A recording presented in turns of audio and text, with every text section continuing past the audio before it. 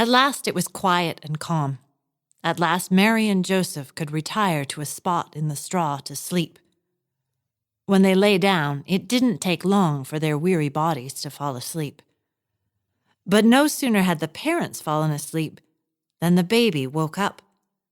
He didn't cry out, but he began to stir. Spider was there in the stable. She hadn't had far to come when Donkey invited the animals. She looked down upon the babe. "Oh dear," thought Spider, "if he starts to fuss, he'll wake his parents. And they look so tired." Human parents had it so much harder than spider parents. Once Spider wove her egg sac and laid her eggs, her job was done. The spiderlings spent the winter in the egg sac and came out in the spring. Completely self-sufficient, no parenting required. But this tiny human was helpless, totally dependent on his mother. There'd be little enough rest for her. Maybe, thought Spider, maybe I could buy her a little more time to sleep. Maybe I could babysit. Spider thought that if she could just keep the baby entertained, he might not cry out. Now, spiders don't know many tricks, but there's one they know very well. Spider positioned herself above the makeshift cradle, and she began to spin.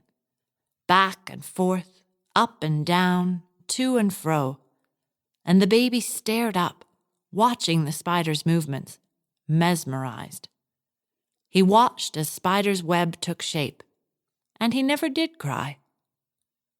Spider was sure that once morning came, Mary would sweep the web away. She wouldn't want anything so dirty near her newborn. Spider didn't mind, though. The web had accomplished what she'd wanted it to. But Spider was wrong. When the sun came up, it shone through the entrance to where the animals were stabled. It shone on the manger. And when the light of breaking dawn shone on Spider's web, it lit it up.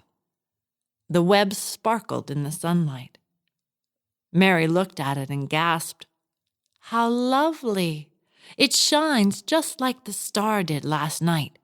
Spider has made us a star to shine in the day." And so Spider's web stayed.